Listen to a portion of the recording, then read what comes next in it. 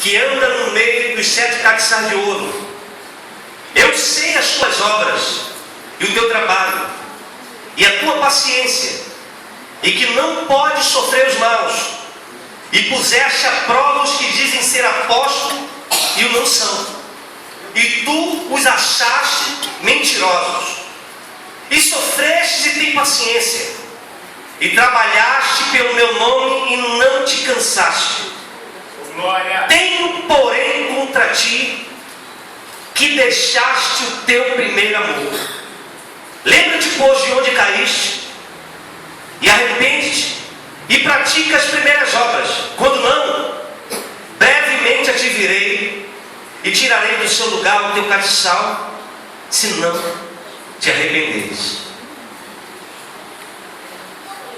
Deus, quando me levou a ler aqui no culto do livro de Apocalipse, e fala principalmente sobre a igreja de Éfeso, eu falei: Senhor, esse é um texto de encorajamento, é um texto de exortação, e o que eu já tenho presenciado aqui nessa noite não tem nada a ver, o sermão dessa noite, sobre a igreja de Éfeso, com a igreja de Catiri, com a Assembleia de Deus do Catiri. Uma igreja que é tratada com carinho pela liderança dessa igreja, pelo ministério da igreja, porque conheço bem muito meu tio. Meu tio, ele não sabe, mas lá em casa, quando nós falamos com o nosso tio José Carlos, nosso pastor José Carlos, nós falamos assim: aquele ali nasceu para ser pastor. Glória a Deus. Aquele tem características de pastor. Glória a Deus. Aquele tem jeito de pastor. Aquele tem cheiro de pastor. Glória a Deus. Glória a Deus. Aquele tem carinho de pastor. Glória a Deus. E uma igreja ser dirigida por um homem como esse é uma igreja que passa a conhecer Deus, é uma igreja que passa a adorar a Deus em sua essência, é uma igreja que aprende a andar de joelhos. Abençoa, Senhor. E o tema dessa noite, ele vem falar sobre isso, sobre amor. E eu fui nascido e criado no Evangelho, Abençoa, Senhor. sempre ouvindo um jargão dentro das igrejas, dentro da igreja onde eu nasci e das igrejas onde eu passei. Aquela famosa frase: mas no primeiro amor tudo é feito. No primeiro amor, e se chama obreiro, o obreiro vem. No primeiro amor, não falta ninguém para a obra devocional da igreja, não falta ninguém para a obra social da igreja. Quando se está no primeiro amor, tudo se faz. Mas se passa 2, 3 anos de vida ministerial, ou seja, na igreja, parece que o amor se acaba.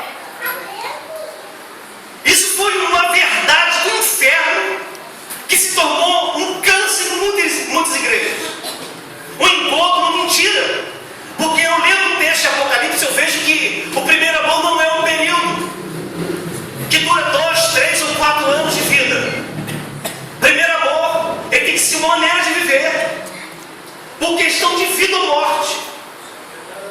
A igreja de Éfeso, estudando a Bíblia, eu descobri que a igreja de Éfeso foi uma das igrejas que desfrutou de um dos maiores avivamentos já vivido por uma igreja. Não foi um avivamento gerado por emoções, nem por jargões de pregadores. Foi uma igreja que desfrutou de um avivamento gerado pela palavra de Deus. A igreja de Éfeso, ela se tornou uma igreja madura, uma igreja que andava de cabeça erguida, porque sabia a quem estava adorando, sabia a quem estava servindo. Eu, quando comecei a estudar a igreja de Éfeso, alguns meses atrás, não seria o tema dessa noite, mas eu me lembro muito bem que nas pesquisas que fiz, eu descobri que a igreja hoje, a igreja de Éfeso estaria situada na Turquia, na Ásia Menor. E essa mensagem nasceu, Deus me chamando a atenção para uma realidade. Eu acordei uma bela manhã no domingo e Deus me falou: que evangelho que você está pregando? Eu ouvi muito forte essa palavra de Deus, e Deus falava assim: você vive ele? E Deus me fez estudar sobre a igreja de Éfeso. E estudando a igreja de Éfeso, eu vi que hoje, onde era situada a igreja de Éfeso, na Turquia, a religião que predomina lá é o islamismo. Pessoas escravizadas por Satanás, pessoas doentes, pessoas infelizes. Eu conversando com um pastor que havia feito uma viagem de turismo, visitar as ruínas das igrejas da Ásia. Ele falou: Daniel, só há tristeza naquele lugar. Eu não vejo um sorriso naquele lugar. Pessoas infelizes, pessoas escravizadas por Satanás. E eu guardei aquela fala dele, porque eu orava por essas regiões onde a igreja nasceu. E eu comecei a ver que um lugar que nasceu uma igreja poderosa, uma igreja que respirava e transpirava Deus. E eu comecei a me fazer perguntas: como pode um lugar que nasceu uma igreja tão poderosa, uma igreja que nasceu através do Evangelho, através da palavra de Deus, hoje não se vê nem rastro daquela igreja? Um lugar que era para ser dominado pelo Evangelho, um lugar que era para ser dominado pela palavra de Deus, é um lugar escravizado. E Deus me levou ao livro de Apocalipse, e eu descobri por que isso aconteceu. A mensagem de hoje parece que não tem nada a ver conosco, parece que não tem nada a ver contigo, mas tem tudo a ver. Você que sente prazer de estar na casa de Deus, você que quando canta, adora o Senhor, o seu coração arde. Você quando se fala que é culto, você vai para a igreja, você esquece de todos os seus problemas, de todas as suas lutas, de todas as adversidades que você esteja vivendo, e vem para a casa de Deus, porque na casa de Deus é o melhor lugar de estar. Essa mensagem tem tudo a ver contigo.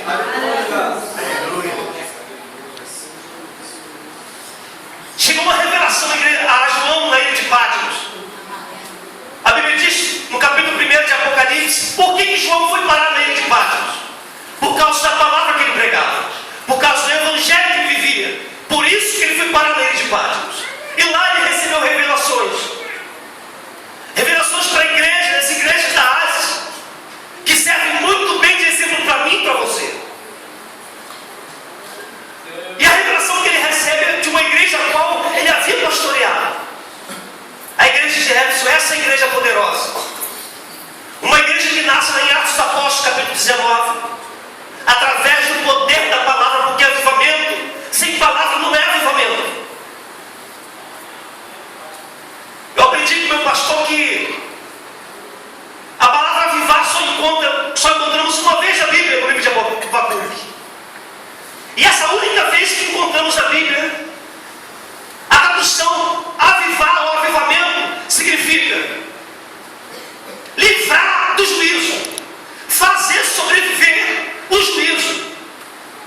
Então o avivamento nada mais é do que um fortalecimento de Deus para sobrevivermos às provações do juízo, às adversidades da vida. E quando eu falo que essa igreja foi avivada, na essência essa igreja foi avivada. A Bíblia diz que Paulo, durante 3 anos, não foi uma vez por semana, nem 2 vezes por mês, foi diuturnamente, ensinou a igreja de Éfeso o genuíno, o néctar da palavra de Deus. A igreja de Éfeso, se você for ver a carta aos Efésios, você vai ver que a igreja de Éfeso ela foi instruída em tudo. Como conviver como família, como viver como um cidadão de uma terra, e como viver como cristão na face da terra. Era uma igreja que sabia de tudo, conhecia a palavra em sua essência. A igreja de Éfeso não conviveu em um seminário teológico como nós convivemos, estudamos em um seminário teológico que estudamos uma vez por semana. Paulo ensinou essa igreja diuturnamente durante 3 anos. Agora você imagina nós, dia e noite, durante 3 anos, ouvindo o genuíno evangelho, ouvindo a genuína palavra de Deus. Como seríamos? Como seríamos como crentes, como igreja? Essa igreja de Éfeso era uma igreja que andava de cabeça erguida. João, ele recebe uma revelação sobre a igreja de Éfeso. E Deus, ele não esconde, ele faz questão de tecer elogios a essa igreja. E ele começa, João escreve para a igreja, que quem está mandando escrever é aquele que tem domínio sobre ela. É aquele que governa e que não é governado. É aquele que não está dizendo se pode fazer qualquer coisa. E João escreve. Aquele que tem o poder, que tem a igreja na mão,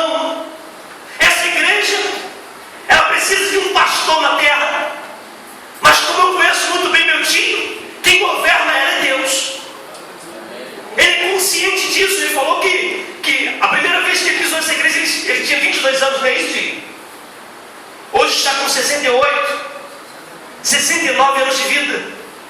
E toda a vida que eu conheço meu tio, ele devotou tudo a Deus, colocou a direção de tudo a Deus. Ele sabe que quem governa essa igreja, quem dita as regras aqui, quem faz e acontece, é Deus, aquele que tem o domínio da igreja na mão. E João escreveu isso, porque aquilo fazia ele tremer. Aquelas palavras eram palavras de verdade. João escreve aí e fala para a igreja de Éfeso que eu conheço as obras. Deus conhece as nossas obras, sem que antes a revelemos aos nossos amigos, contemos aos nossos ministros. Deus sabe como nós estamos obrando. E obrar para Deus é muito mais lá fora do que aqui dentro. Eu conheço, João, ninguém me disse, eu vejo.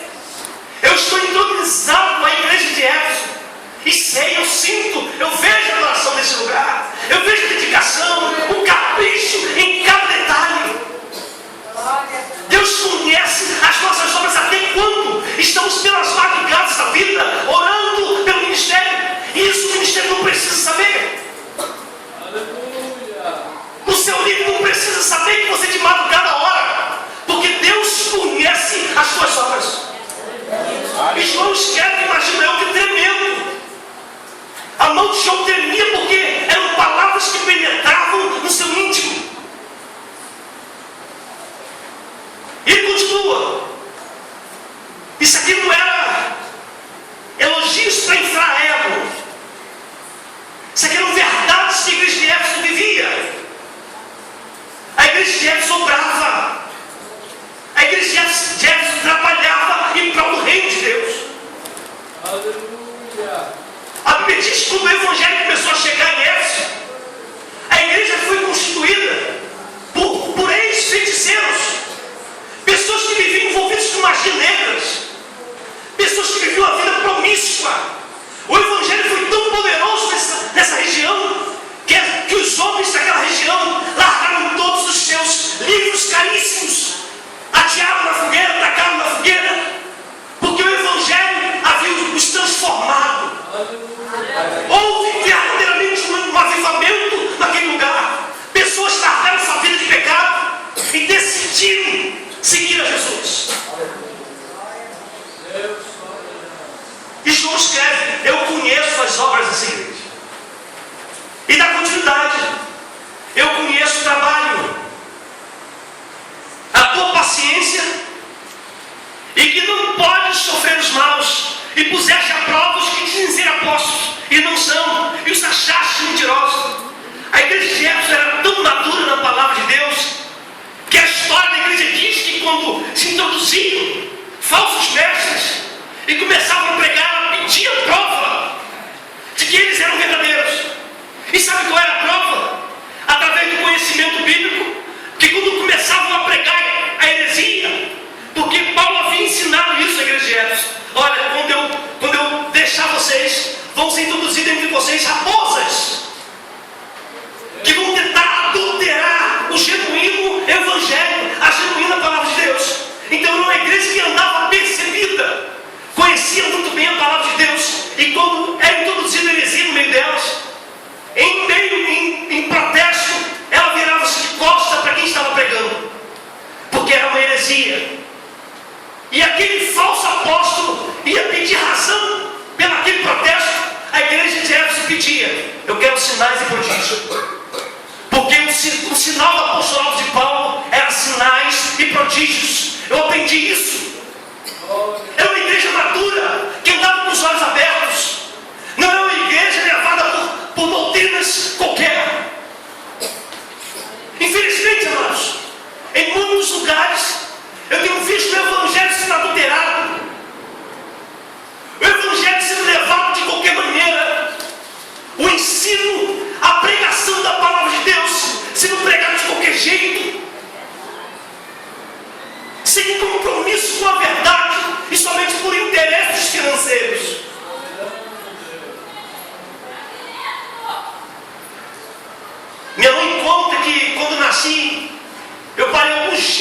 no hospital, porque estava numa situação bem delicada. Minha mãe chega a mudar meu nome não seria Daniel. E ela coloca meu nome porque entra num propósito com Deus. E quando eu chego em casa, minha mãe conta que uma irmã chega para ela e fala assim: filha, o teu filho será um profeta, que vai ser incompreendido por muitos, por causa das verdades que colocaria em seus lábios. Eu não sei mais quantos minutos ainda tem de vida, quantos dias, quantos meses ou anos eu tenho de vida, mas eu encarei um compromisso com Deus, de pregar a verdade, pregar a palavra de Deus, em todo lugar que eu possa ir. A igreja de Éfeso vivia isso em sua essência, ela era compromissada com a verdade. A igreja de Éfeso não nasceu em um período como o nosso, que temos livre acesso a pregar a palavra de Deus. Podemos colocar em uma praça qualquer um alto-falante ali, colocar uma caixa de som e ministrarmos a palavra de Deus, porque não somos incomodados. A igreja de Éfeso andava em casa para poder cantar louvores a Deus e pregar o Evangelho. A igreja de Éfeso era perseguida em um período muito difícil. Quando a igreja de Éfeso nasce, assume o Império Romano Domiciano, o imperador disposto a ser mais cruel do que Nero, o homem que se propõe a ser mais perverso do que o antigo imperador, e passa a perseguir a igreja. Quem pregava o Evangelho era perseguido, quem falava do Jesus dos judeus era perseguido, quem falava do homem que tinha amor nos lábios era perseguido. E a Bíblia diz que Domiciano, entre os seus atos cruéis contra a igreja de Cristo, pegava alguns crentes, colocava na arena e soltava leões famintos para o devorarem. Esse mesmo imperador pegou muitas vezes crentes como eu e você, crentes que professavam a fé em Cristo, fincavam eles em estacas pontiagudas em volta do seu jardim, e à noite jogava azeite sobre eles e ateava fogo, somente para iluminar o seu jardim. Crentes que não haviam negado o nome de Jesus. Isso foi a igreja de Éfeso. A igreja de Éfeso vivenciou isso. Muitos crentes da igreja de Éfeso morreram dessa forma. Presbítero Daniel é um homem de fala simples, objetiva. Eu não vou me ater muito tempo aqui nessa noite. Eu quero ser bem objetivo com aquilo que Deus colocou no meu coração para passar para vocês e para mim também. Deus me desse elogios da igreja de Éfeso. Ele era conhecedor de tudo isso e não fazia vista grossa para nada que a igreja de Éfeso fazia em prol do reino de Deus. No versículo 4, a igreja, Deus ele traz uma exortação para essa igreja. Tenho, porém, contra ti que deixaste o teu primeiro amor. Lembra-te de onde caíste, senão verei a ti e tirarei do meio de vocês o candelabro.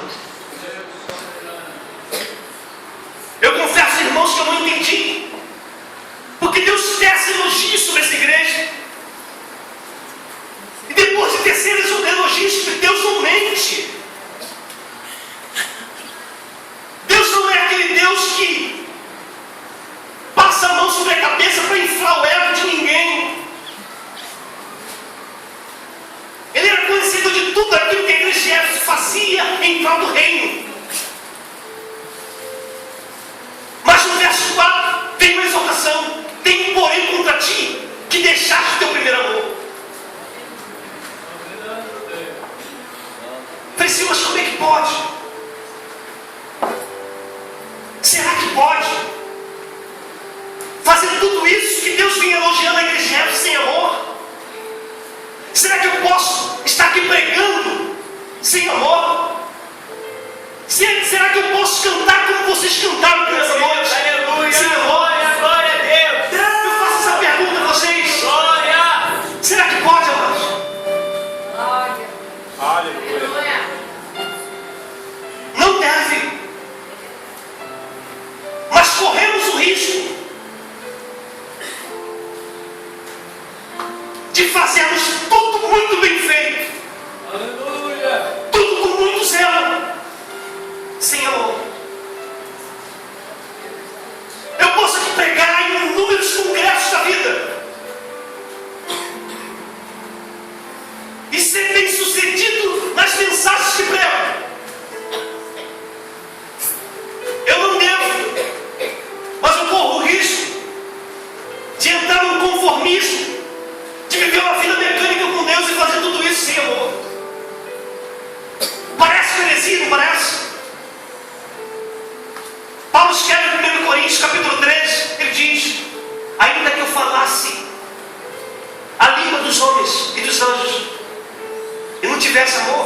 fala de condições aqui, amados. Ele fala que pode acontecer isso, de eu ter conhecimentos seculares, ainda ter intimidade em línguas estranhas com Deus, e tudo isso ser feito sem amor. Eu posso entoar louvores aqui, sabe, de arrancar suspiro, de fazer com que a plateia fique arrepiada, e tudo isso pode ser feito sem amor. A igreja de Éfeso, ela achava que isso não podia acontecer. Eu costumo dizer, amados, que a pior queda que um crente pode sofrer não é a carnal. A pior queda que um crente pode sofrer é a queda da graça. E sabe quando isso acontece? Quando fazemos tudo para Deus. Quando nos envolvemos somente com a obra de Deus e deixamos o Deus da obra de lado. Se envolvemos tanto com o reino de Deus e deixamos o reino do reino de lado. Quando passamos a viver uma vida mecânica com Deus, uma vida que nós sabemos a hora que quando começa, a hora que o departamento A, B ou C vai cantar. E quando muda as ordens, alguém ainda fala assim, mas não era o departamento tal que tinha que cantar agora? Nós sabemos a hora da oferta. Nós nos envolvemos com tudo de Deus, menos com Deus de todas as coisas. Mas por que, presbítero, essa mensagem para a gente aqui? É justamente para nós não incorrermos no mesmo erro de Éfeso. Porque eu não estou tecendo elogios a vocês aqui quando eu digo que essa igreja foi tratada com capricho, com zelo, com carinho. Eu não estou aqui inflando o ego de vocês quando eu falo que quando vocês cantam, a minha alma treme. Eu quero que vocês encarem isso como responsabilidade. Para não incorrermos no mesmo erro de Éfeso. Que Deus conhecia as obras de Éfeso. Sabia que Éfeso era uma igreja dedicada à palavra de Deus, porque não tolerava os falsos mestres, porque conhecia a palavra de Deus. Pregar heresia na igreja de Éfeso era perda de tempo, porque era uma igreja madura através do ensino da palavra de Deus. Aleluia. Era uma igreja que sabia qual era o seu posicionamento no seio familiar.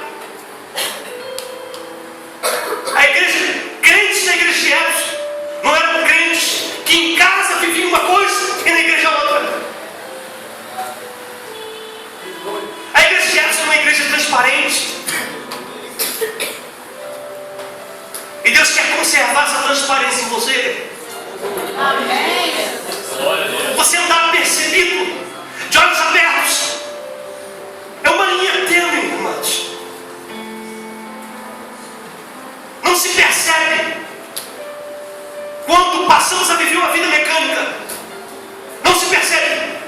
Algumas pessoas que têm discernimento de Deus observam muito bem isso. Mas, sabe, é quase que impossível diferenciar de quem está vivendo uma vida mecânica. Somente nós sabemos. Sabe, eu e você sabemos quando nossa vida entra numa rotina. E com Deus não vivemos de rotina, vivemos de novidades de vida.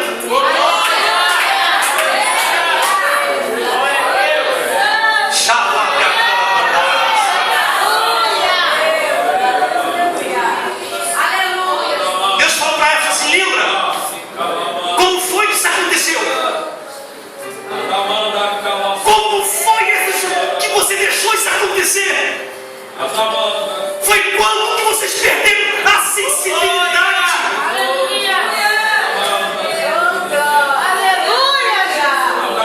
A queda da graça é uma desgraça. Porque ficamos insensíveis. Parece que Deus só fala com A e B comigo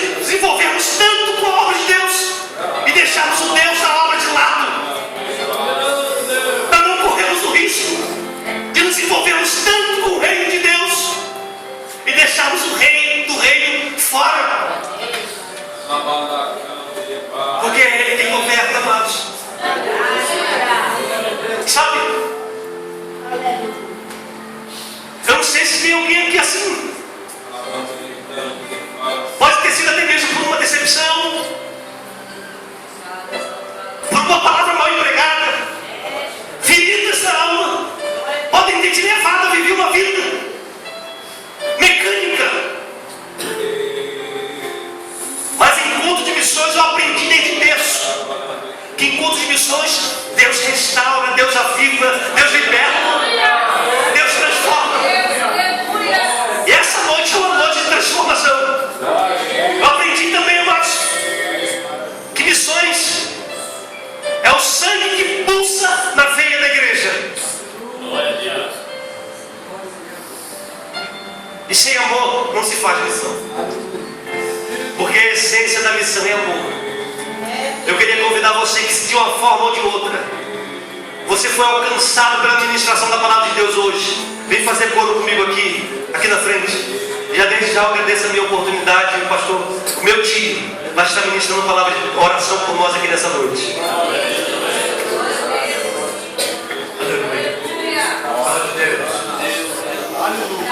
Glória a Jesus. Quem quer, irmão? Vem. Meu Deus. Oh, glória. Aleluia. Aleluia. Glória a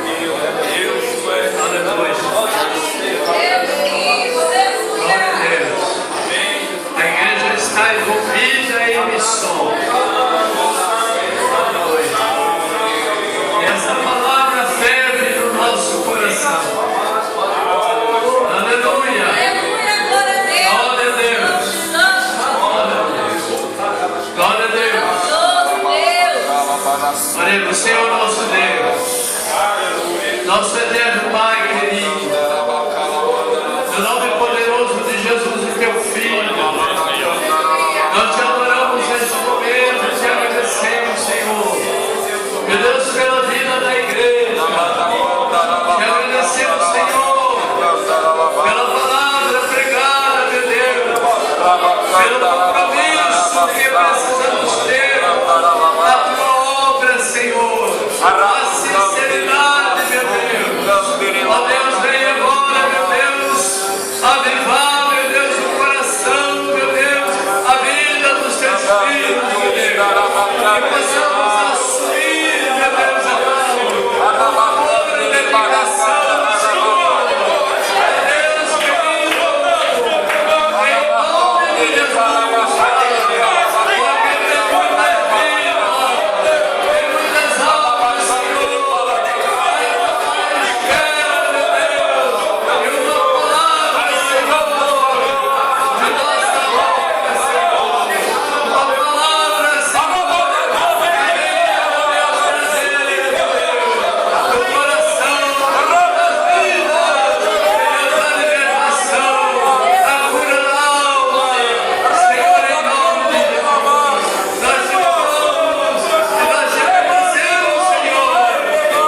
querido,